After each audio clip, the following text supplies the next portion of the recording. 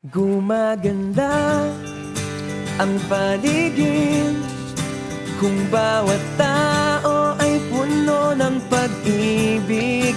Napapawi ang bighati, masilayan lang ang iyong ngiti.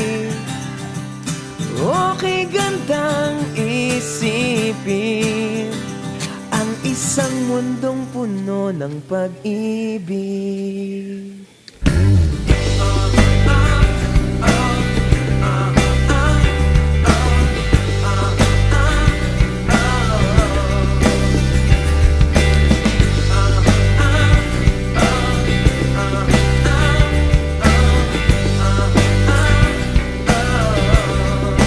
Parang isang bulaklak na kay ganda na inabot mo sa iyong sinisinta, ang iyong nilaan na pagmamahal.